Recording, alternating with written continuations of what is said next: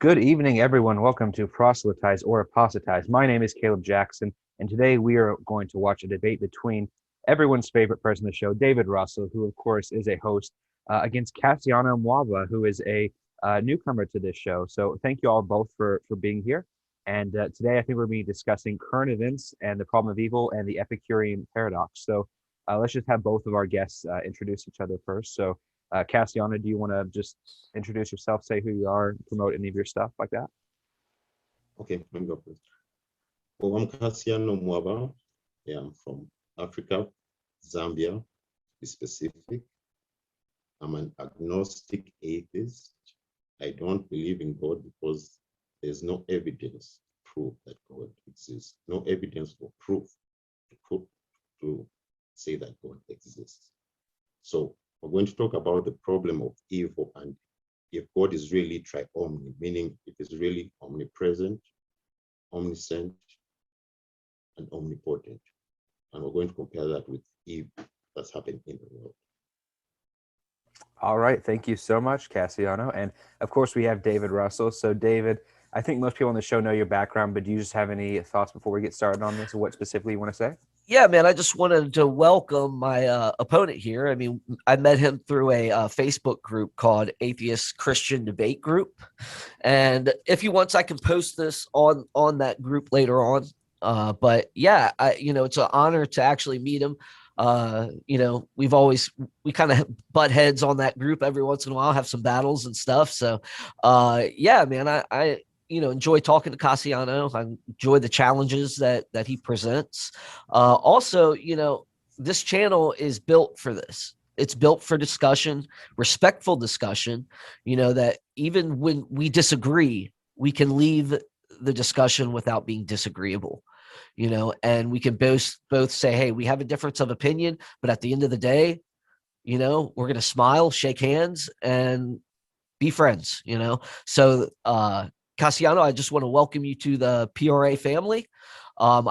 Whenever I have a new guest, I tell them, hey, man, if you want to return on the show, and if you ever want to bring a topic to the show, a topic you want to host, even, you can do that. That's what we're here for. We like to plug all those type of things. I'm also interested to see how your country looks. You should post some pictures sometime, man. Okay. I love, foreign countries and looking at the beauty that is just in them and the cultures. I love all that stuff, man. I love people in general. So yeah, I would love to see some pictures sometime, man. But yeah, man, Caleb, I'll give it back to you guys to know my story. I'm a Christian. And I'm in apologetics. I'm actually getting my master's in philosophy. So I've dealt with the Epicurean paradox before and understand it. So yeah, other than that, I host Skeptics and Seekers as well, where I have regular conversations with skeptics that aren't so nice as Cassiano. But yeah, so yeah, I help host that debate channel too. I also run the Facebook page Virginia Apologetics Union. So other than that, I'm on WordPress with Virginia Apologetics Union as well. So I'll kick it back to you, brother. All right. Thank you so much, David. So yeah, again, just for people who may just now be joining, it is over. This debate is going to be over current events, the problem of evil, and the Epicurean paradox. So both of our guests today are going to have 10-minute openings, and then it's just going to be a fairly informal discussion for the remaining time. So with that, I will let Cassiano take it away. You have about 10 minutes, Cassiano, and you may begin your opening statement now. Okay, so with the murder of the Pentecostals in Ukraine, I'm surprised how an all-loving God and an all-powerful God and an all-knowing God would allow fellow Christians to kill fellow Christians. If we check the people who were murdered in this event, those Vladimir, okay, the names are kind of, can't really spell the names, but there was Vladimir, something who was a married father of 8 children. Then there was Victor, who was a married father of 3 children. Then there was Rove, was the son of the pastor. So I want to focus on removing the son of the pastor, because that's the son of the man of God. If God is truly omnipotent and is all powerful, why would he let the son of his representative, who is the man of God, who is the preacher, die like this? And then if we go to the Epicurean paradox here, is God willing to prevent evil but not able? Then he is not omnipotent. So I want us to focus on two words, willing and able. Because if God is really willing to prevent evil, if we go in the Bible, he sent the flood to kill the people. He destroyed Sodom and Gomorrah. So from the Bible, you can see that in past events, God tried to eradicate evil, but he failed. He sent us the 10 Commandments. It's not that I believe in this, but I'm just using references from the Bible. But he sent the 10 Commandments, and obviously the 10 Commandments are against evil. And if we read Isaiah 45, verse 7, where God says he creates good and evil, if he can create evil, why can't he even stop it? Because the evil in that context is calamity, lack of peace. So why is he failing to stop it like that? I'll end there, then we can just go into a discussion.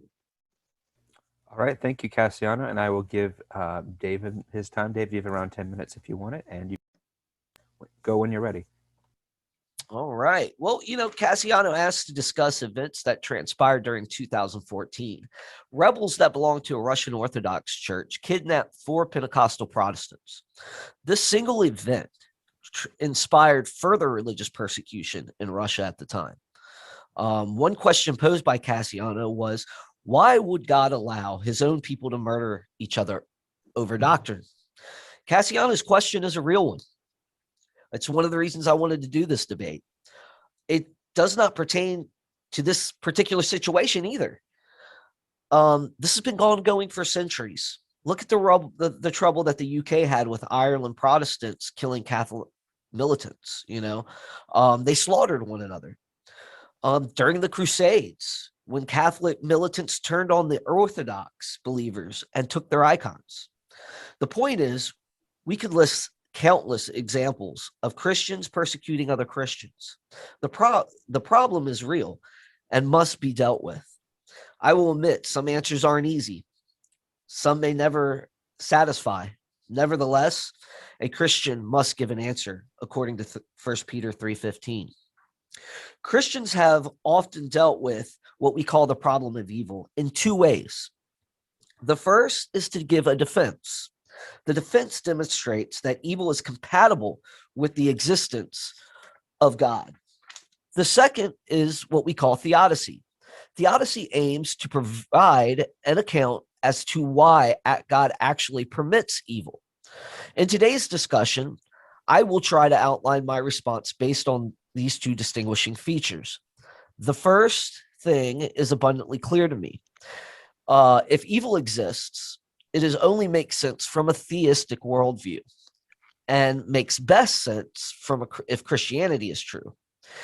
Once Cassiano started talking the 10 Commandments and stuff, he kind of did put himself in the Christian worldview, and he kind of admits that these things are supposedly what is bad. Not that I believe in them, but this is how do Christians answer this, basically. So my premise is, if God does not exist, then objective moral values and duties do not exist. But evil exists, i.e. the brutality that we just talked about.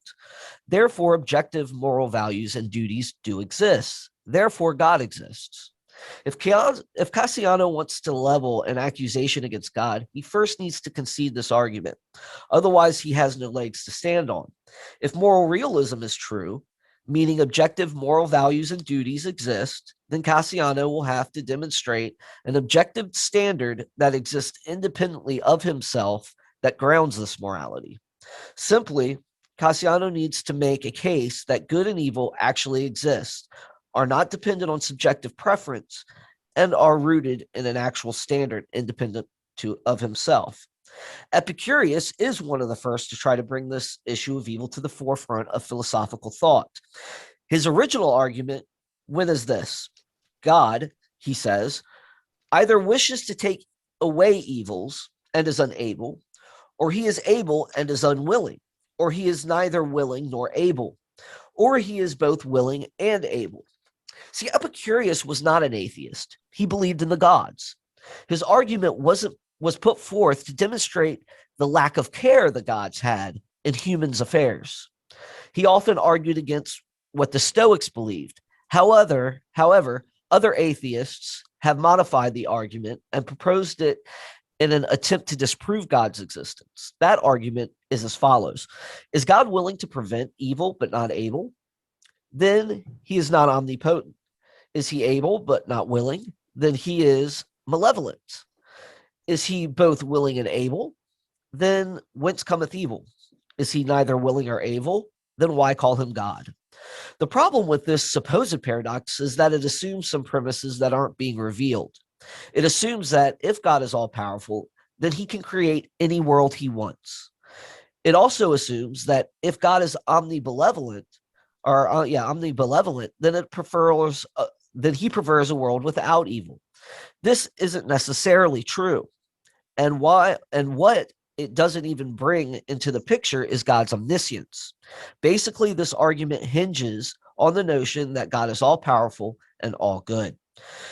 To the first assumption, I would say that making a world with libertarian free will doesn't mean that an omnipotent being like God can create any possible world he wants. As long noted by theists, God can't do logically impossible things. If God grants people genuine freedom to choose as they like, then he can't guarantee what choices they will make. This doesn't say God can't know what free creatures can do. So it doesn't conflict with his omniscience. It also doesn't mean God can't direct things concerning himself being omniscient and all powerful. Basically, creatures doing what they want can't count against God's omniscient. Philosopher Alvin Plantinga says a world containing free creatures who are significantly free is more valuable, all being equal, than a world containing no free creatures at all. God can create free creatures, but cannot determine or cause them to do what is right. For if he does, then they aren't significantly free at all. They don't do what is right freely, basically. To create creatures capable of moral good, he must also create creatures capable of moral evil. He can't give these creatures the freedom to perform evil and prevent them from doing so. As it turned out, sadly enough, some of the free creatures God created went wrong in their exercise of their freedom. This is the source of moral evil. The fact that free creatures go wrong, however, doesn't count against God's omnipotence nor against his goodness, for he could have forestalled the occurrence of moral evil only by removing the possibility of moral good. To the second assumption, God may prefer a world without evil, but at what cost? How much worse would it be if humanity were reversed to the Borg Collective in Star Trek? Wouldn't that be an even greater evil than allowing mankind to actually have freedom? Without freedom, love, passion, and desire become meaningless. Scripted enslavement is simply that, enslavement. We have entire movies to demonstrate the horror of this. The truth is, there may not be a possible world that God could create where we are free and have no evil or misfortune. Or maybe the ones that could exist were not feasible for him to create. Furthermore, C.S. Lewis once said, the moment you have a self at all, there is a possibility of putting yourself first, wanting to be the center, wanting to be God.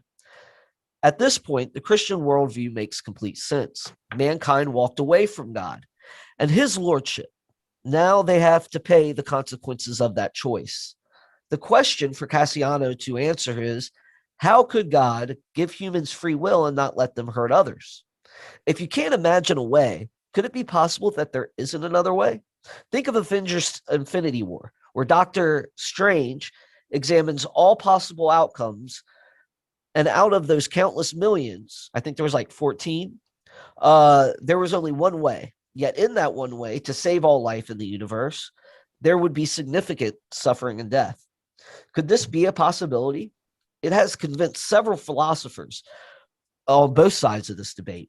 Atheist William Rowe says there is a fairly compelling argument for the view that the existence of evil is logically inconsistent with the existence of a theistic God.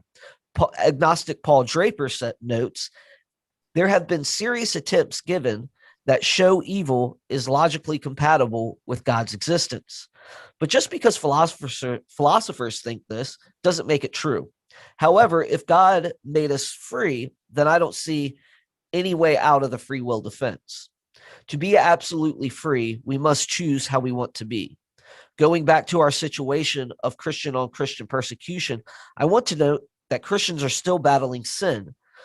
They still suffer, and sanctification is a hard, grueling process. Christ describes that you have to be willing to take up a cross to follow him. Other factors must be considered as well. Were those people that were doing the killing really following the commands of Jesus? Were they Christian in name only? The possibilities are endless.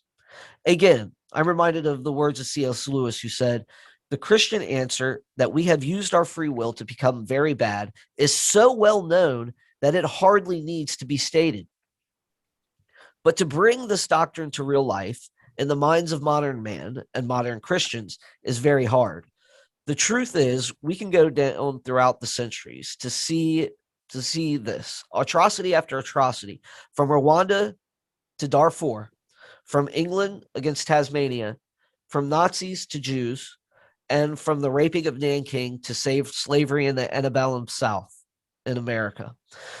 No matter what continent or what time period, mankind has used its freedom in the most destructive ways imaginable.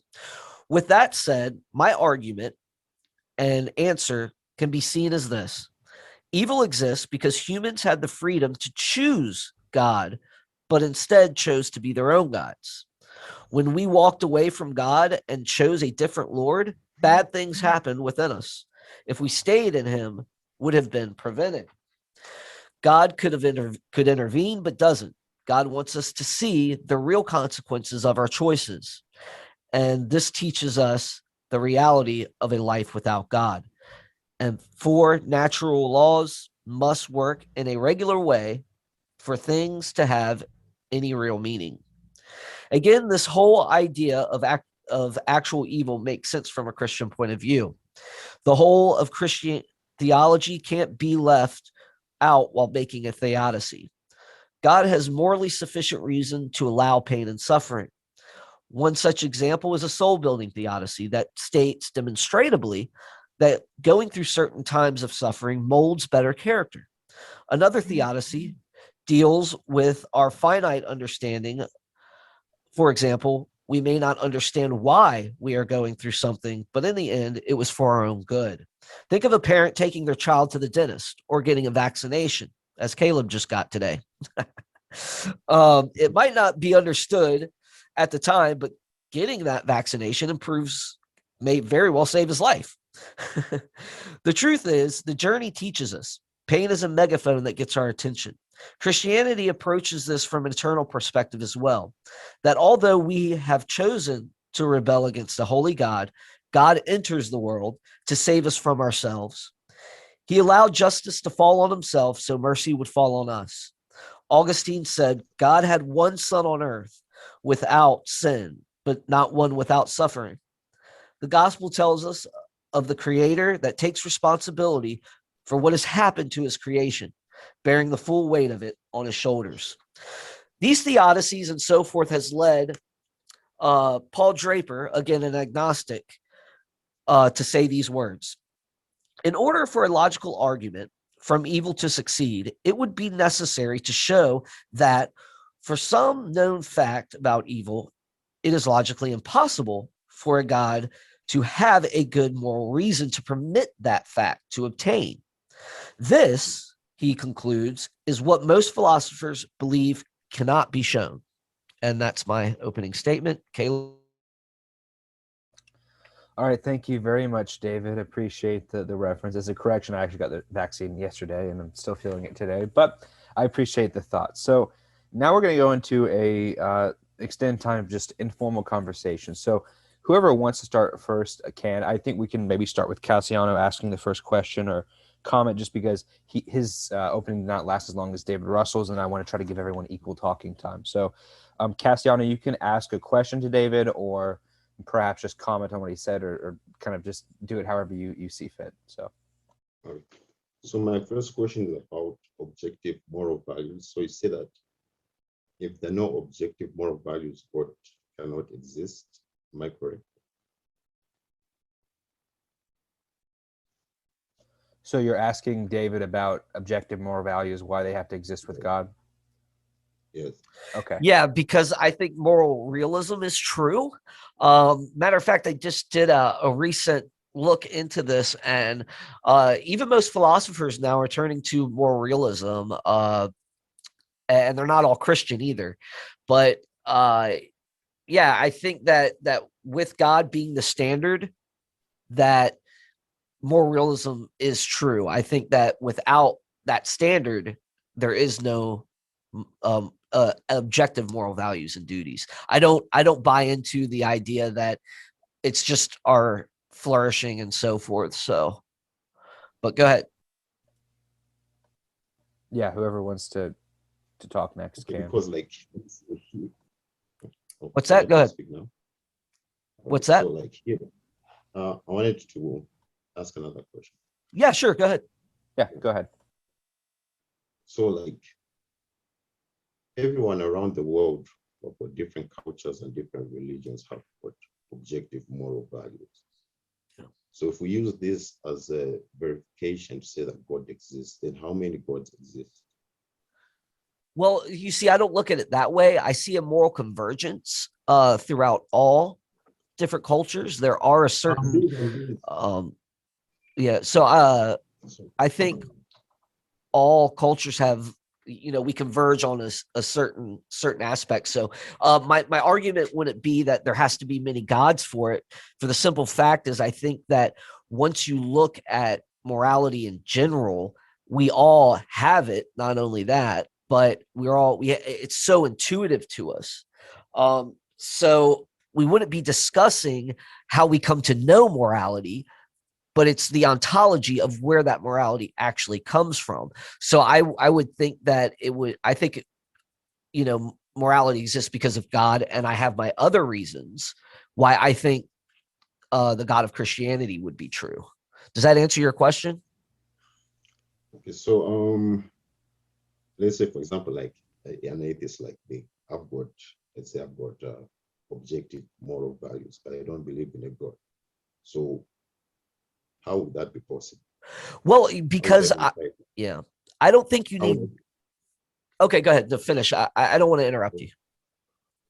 I have objective moral values, so there must be a God somewhere there, right? Yeah. So when how do I verify that God exists? Okay, so I think you can have objective moral values and duty and not believe in God. That's not my objection. I think that at the core of it, God has to exist for it to actually be good, right? So like I think you probably live better than some Christians I know, I don't know for sure. However, I think ontologically that those moral values and duties existing objectively points towards a God, along with other arguments that point to God, that is just evidence to say that he exists, whether you believe in him or not. So you could not believe in him and still be a good person objectively. You could still, live a good moral life, but you can't have actual good without God. You can't have actual good with no God. Yes, absolutely. Otherwise, what do you actually justifying good as? It's not like if we're saying it's objective, it's not like me saying, I like chocolate ice cream and you like vanilla ice cream. It's not, that's not, if we're saying it's objective, that means it exists outside of ourselves, that something is grounding that objective truth. So if good is objectively true, it has to be grounded in something outside of ourselves. And if we're justifying that outside of ourselves, I think that God is necessary for that. So God is necessary. Okay, like for example, an objective moral value would be like not stealing, because like we can call that an objective moral value, right? Not to steal. Yeah, I would think Yeah, that so stealing is an objective moral good, or not stealing yeah, is so yeah. So right. I misspoke there. so what I can say is that these things are innate in us, because if every person around the world has their own view of what good is. Okay. People in America have their own view. That's the differences in cultures. So okay, like when you're saying that God justifies God's existence, I have a problem with that, because if we look at the stories in the Bible, not all the stories show that your God is a good person.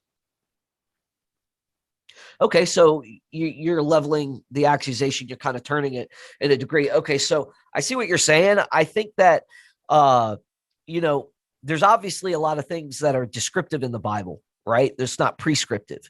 So I wouldn't go ahead and say that a lot of those things that you're talking about is the ideal. It's not what God wanted. It's just what people recorded.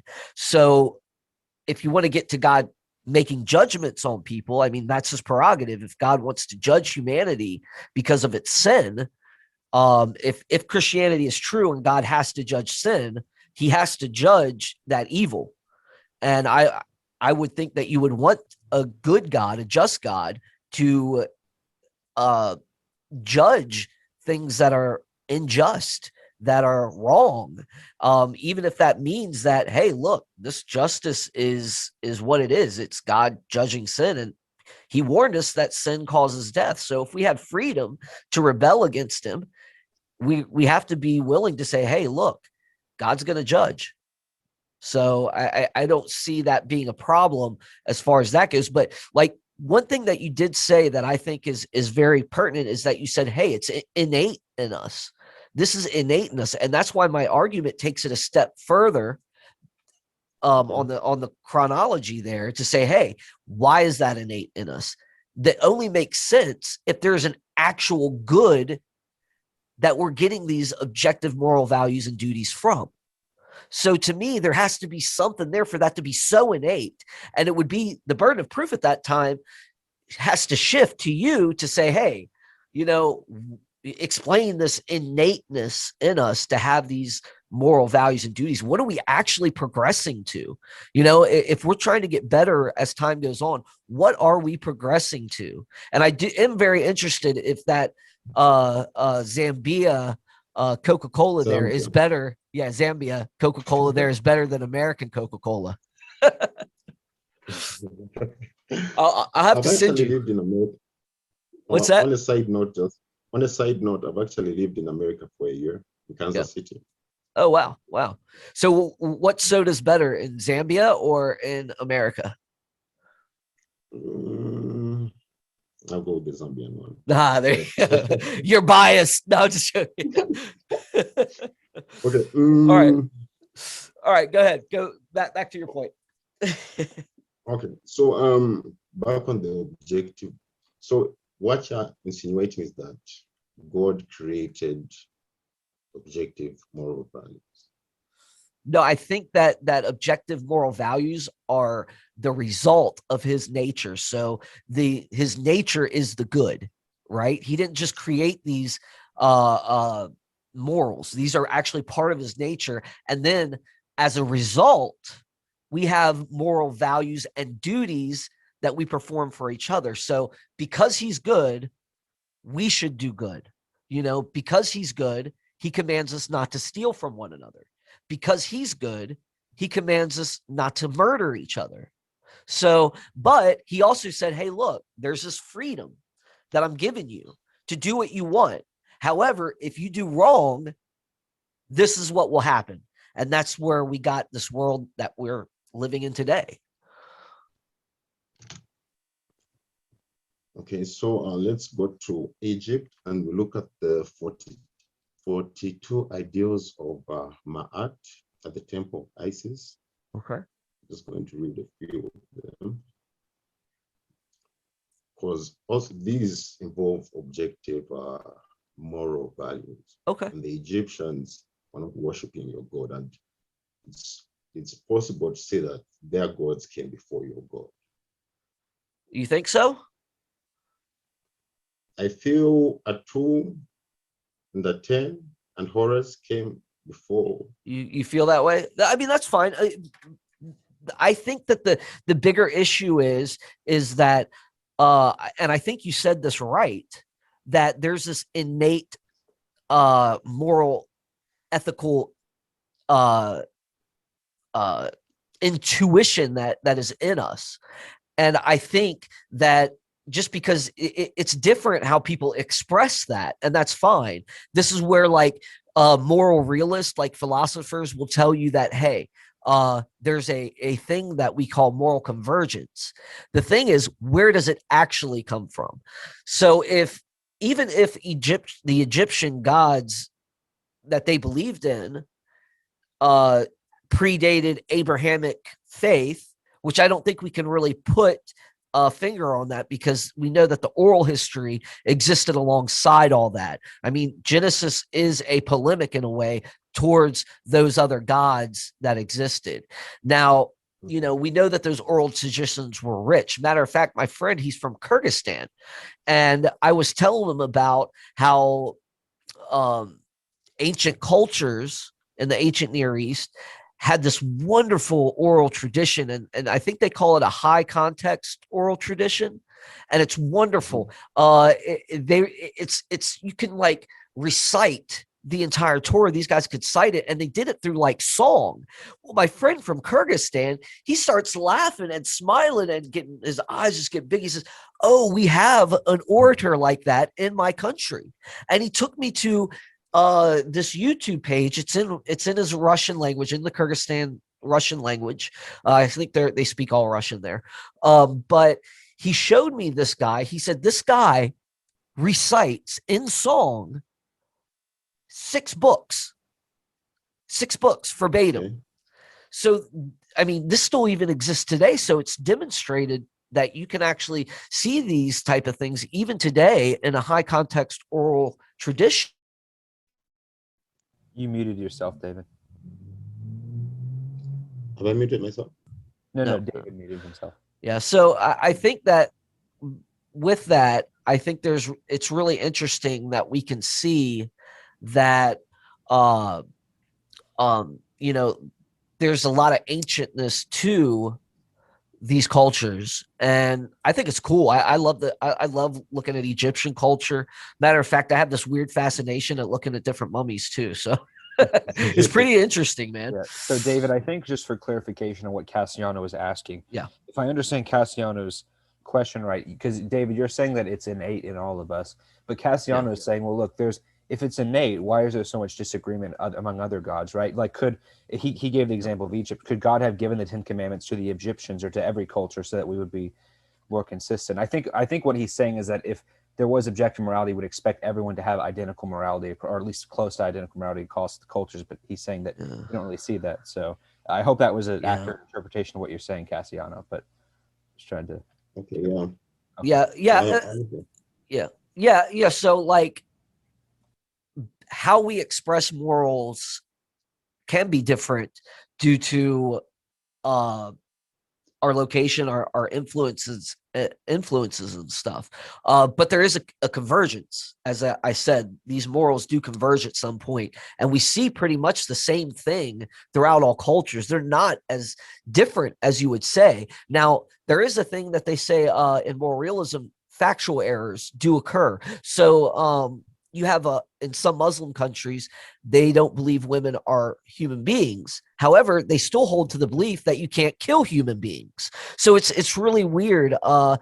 Another example is in I don't know where in Africa that these tribes did this not too long ago, but they used to any baby that was born due to a birth defect or something, they would bury under a temple, right, alive. And it would, it's a horrible thing to think of, but their reasoning, their justification, their factual error was that these birth defects were the cause of being demonically possessed. So they thought they were doing a moral good to bury these kids under a temple, instead of saying, oh no, wait, this kid just has a birth defect.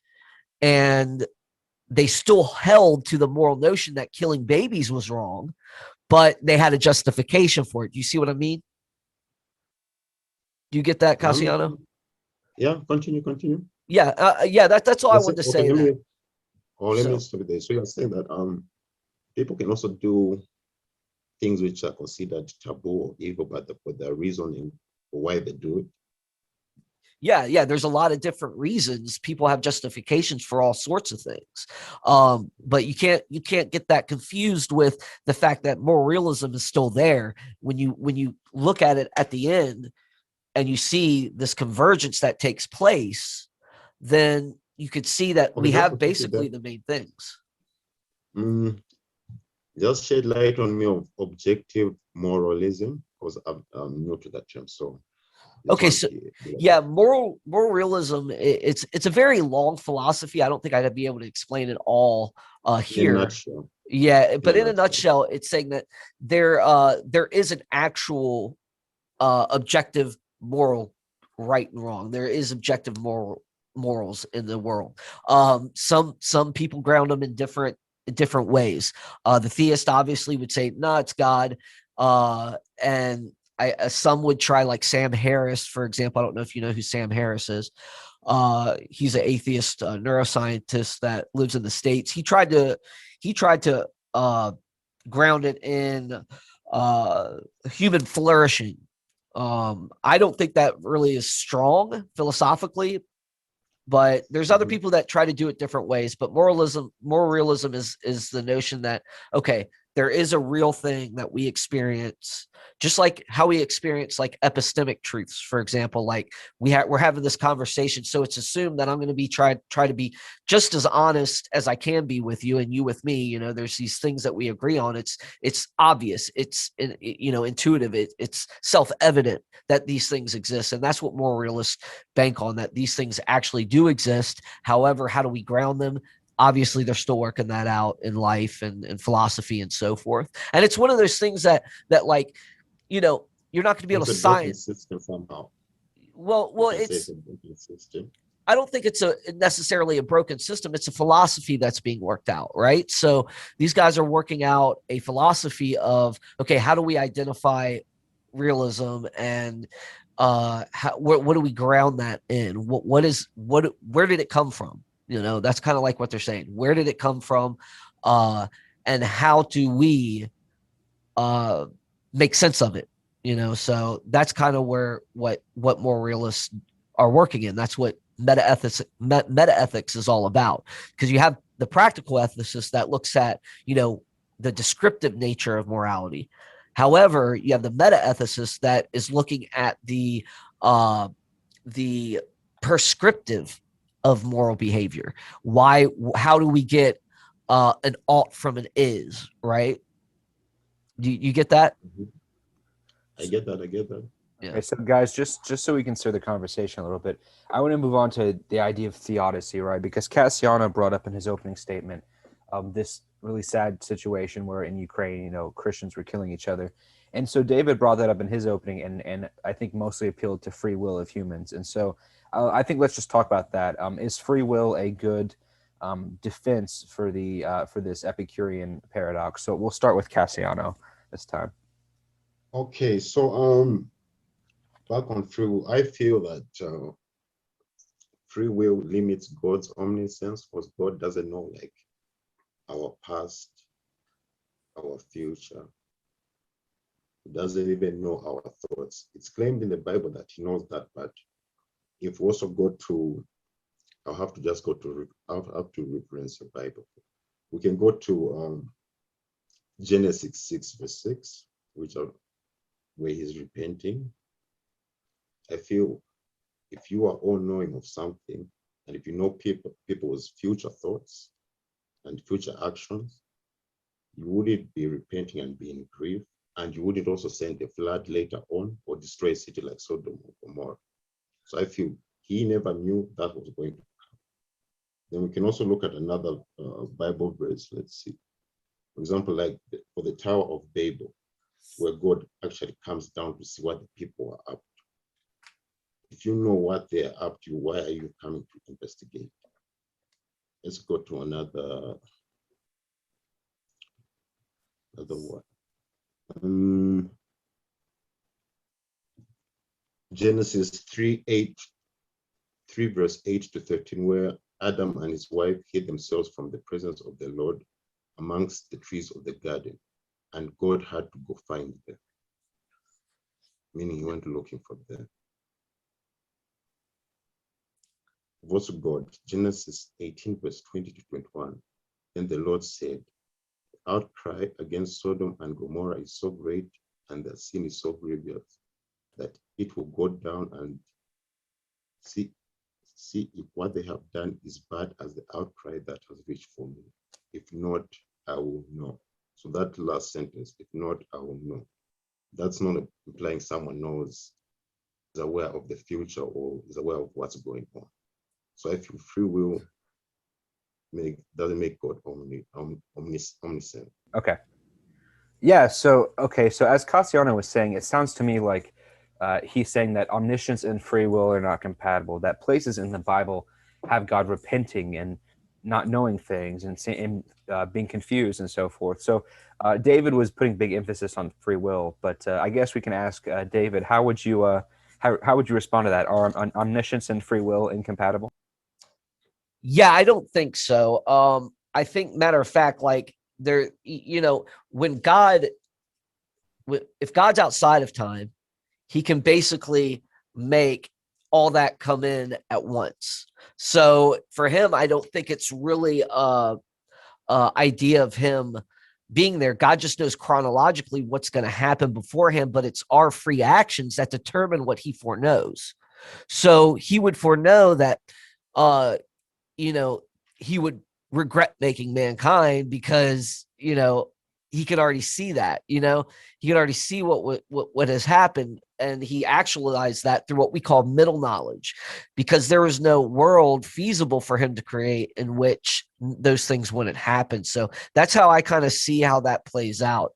I don't think that just because there's certain examples where and then also another thing that I'm remembering, sorry, this whole power outage had me frazzled for a minute. One of the things you did point out was like the one in Genesis 3 where he's walking in the cool of the day and stuff like that. And if you read the original language there in the Hebrew, it's more of a, like, God knew where they were. It's not like he was asking them a question. It was a term of endearment, like, kids, where are you? Come here. What's going on?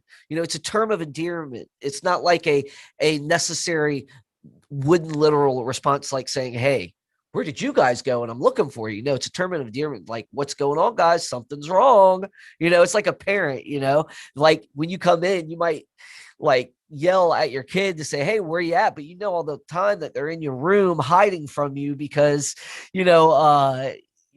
they done something wrong and you stepped into the house and it smells like rotten food or something, it's just what's going on and you know where they are, where their hiding place is.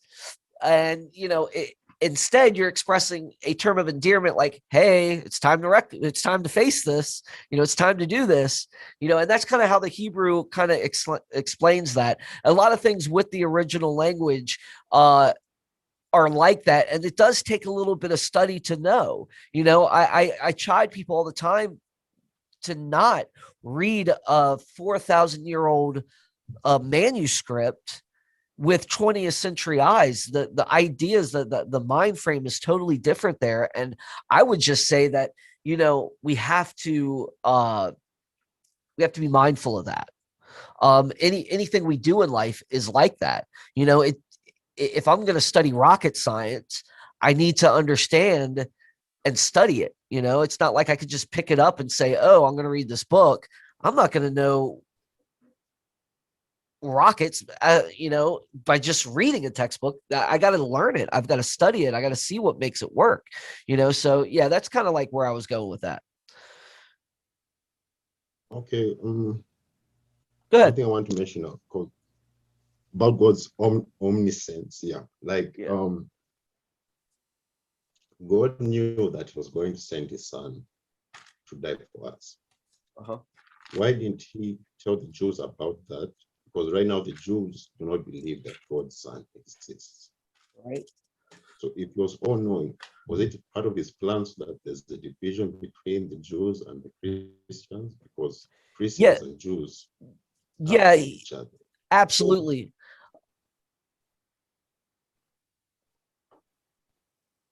Yeah, I hear you. So yeah, I think that was it was always prophesied, even in the Old Testament, there'd be a remnant of Israel that would do that. That'd be a remnant of Israel. But you also got to remember, you're saying the Jews don't accept him, but I mean, the church was started by Jews, right? I mean, it was the 12 apostles and then the earlier followers, from the Hellenistic Jews to the Jerusalem Jews that were there. I mean, the early church was Jewish. So it's just because it broke away. I mean, that's just like everything in life, especially when freedom of the will is involved. We have the choice to reject it or to accept it. And I mean, look at the guys that complain about, like, they think the earth is flat, right? This whole movement that's going on with this flat earth movement, right? However, we know it's round, but we have incredible evidence that it's round, right? However, these guys, they reject the fact that it's round. So, I mean, just because I don't think that that's an argument against omniscience per se. I think God knew that this would happen. I think he knew that these Jews would be hardened. Just like he knew Pharaoh would harden his heart every time he let up on us on the plagues that happened. Whenever God showed mercy to Pharaoh is when Pharaoh hardened his heart. Yeah, he hardened his heart every time he showed him mercy. So yeah. Go ahead. Yeah, so there's a case where God actually hardened Pharaoh's heart, right? Okay, so that's implying that God can control emotion. Yeah, but you got to look at it like, okay, so I don't think Pharaoh's heart hardening was something that God went in there and did. Okay, I think it's the result of God's omniscience that he knew that every time that Pharaoh would receive mercy from God, because every time that God stopped one of the plagues is when Pharaoh would harden his heart. It was God's mercy, and God knew that his mercy would cause Pharaoh to harden his heart. Why? Because chronologically, he knows everything that Pharaoh was going to do. Okay, so you got to look at it like a barometer, for example. You know what a barometer is? It measures the weather. Okay, so it's like an infallible barometer, right? So an infallible barometer would measure the weather, but it doesn't determine the weather. The barometer never determines the weather. And that's kind of like how it is with God's omniscience. Chronologically, God knows what Pharaoh was going to do because he actualized that world in which Pharaoh's free choices would land him in the position that it landed him. However, he doesn't determine those choices, just like the barometer doesn't determine the weather, right? So if the mercy that God, if it was different, if Pharaoh would have chose not to harden his heart, right? God's foreknowledge would have known that. So that's how it works. So I don't think it's a problem for omniscience at all.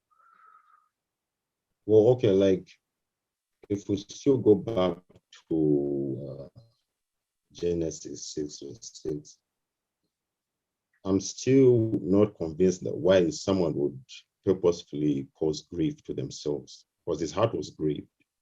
Yeah. Okay. So and he sent a flood afterward. Yeah. So, like, why did he have to kill the people if he knew chronologically that they're going to do that?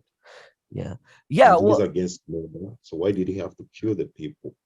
okay. So if you Sounds look like at, he never knew. He never knew the evil in people, evil intentions in people's hearts. yeah. So again, the idea of omniscience, right, is that God knows all truth propositions, right? It's not that he perceives them. Okay. He's not experiencing every true proposition. We're looking at this from a conceptualist basis, all right, not a perceptualist basis. Okay. So God has real emotions, right? So when he sees the sin, no matter when that's actualized and that's actually occurring in real time, in what we would call free knowledge, that's where God's emotion is going to come in. Okay, so that's where all that stuff takes place. So in Molinism, see, this has been a philosophy that's been around for a long time. Okay, Luis de Molina said you could epistemically understand God's omniscience in three categories: natural knowledge, every possible world that God could ever make, a world where Caleb would not have the vaccine, where Caleb would have the vaccine, where I chose to be, or where I could have been a fireman or a armed security officer or a cop or a preacher, right? He knew all those worlds. However, because of the factor of freedom,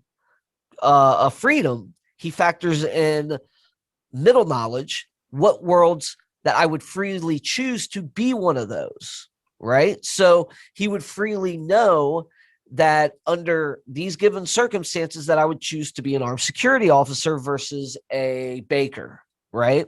So he actualizes the one that is based off my freedom.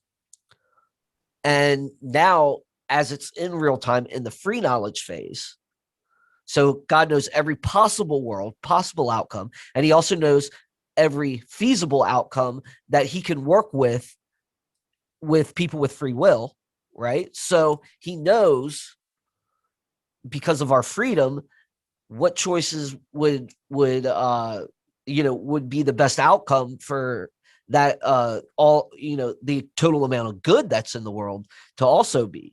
So he would actualize that world, and through his free knowledge, he experiences the sorrow of what that sin does.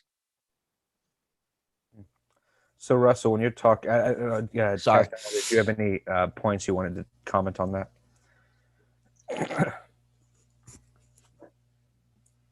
For No. me? Yeah. Did you have anything you wanted to say, or?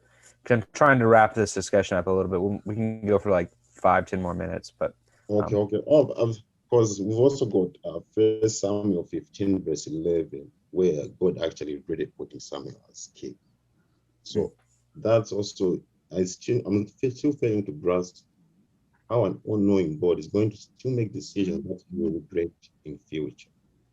Okay, so maybe Caleb, you want to clarify that question for me a little bit?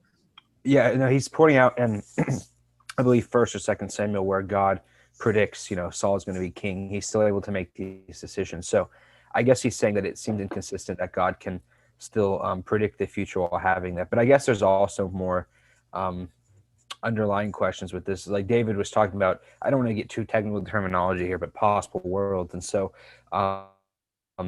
one can maybe ask, if there's a possible world for everything, why didn't God choose the possible world in which everyone freely chose to do the right thing? So I guess you can answer both of those, but Cassiano's Okay, point, and so to Cassiano's point and then to yours. Okay, so I think under where God with Saul, God granted the request of the people.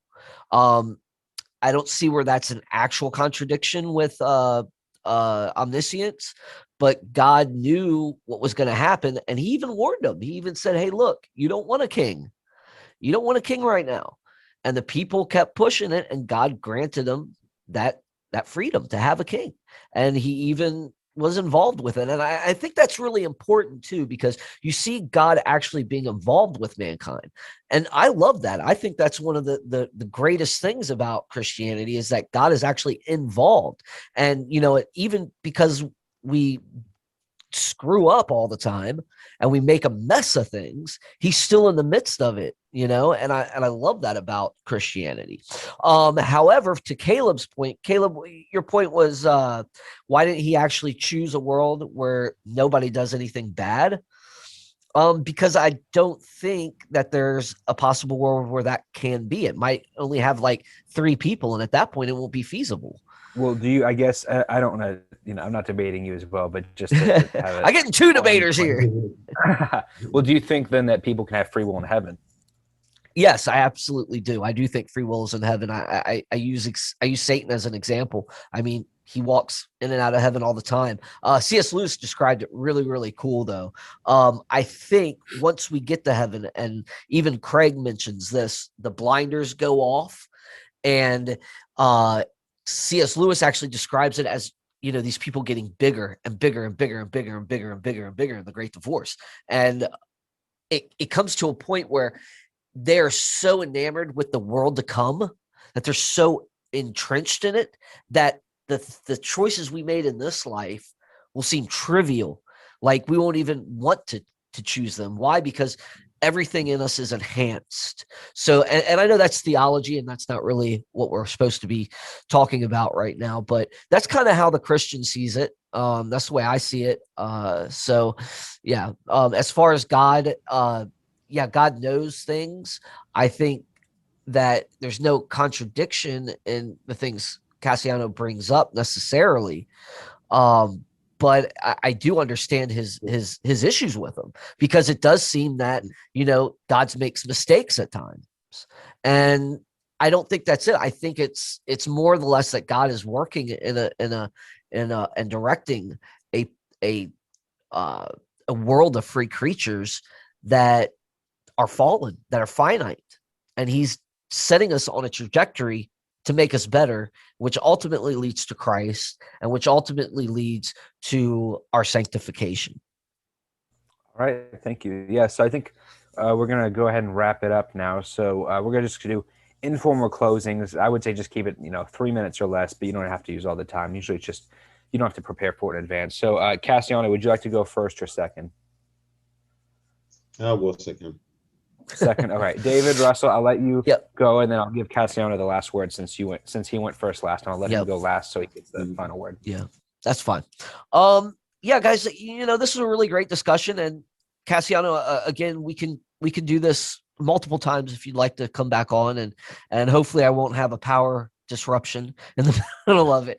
But yeah, I really appreciated the conversation. I appreciate the challenges. Keep bringing them, man. It helps both of us think through things. We can learn something from each other. And that's one of the greatest things that a non-believer and a believer can learn from each other, is what we believe. And we can properly represent what the other believes. And even if we disagree at the end of the day, we can go home as friends. I think that's one of the biggest takeaways from doing a show like this. Other than that, guys, thanks a lot for having me. Being able to, I know it's my show, but thanks a lot for having me be able to actually participate in the discussion this time. It was fun. Thanks, Caleb, for hosting. And Cassiano, thanks for being here. All right. Well, thanks, guys, for hosting me on the show. It was a wonderful discussion. I enjoyed it a lot. Learned new things. I appreciate the knowledge that you brought up. And I think I'll come back on again so we can still discuss more things, because I've still got a lot of questions. Sure. Yeah. Anytime. So, Awesome, guys. Well, I think with that, it'll wrap it up. So for our watchers and listeners out there, just remember to stay tuned for more things coming up. Hit that subscribe button if you haven't already, and the like button on this video whenever it comes out. I don't think we have any immediate events in the future. However, David Paulman will be leaving in about a month, and we are doing some very special things for his going away show. So you don't want to miss that. Stay tuned for that. And with that, I think we will end this. So yeah, thanks everybody, and have a good night.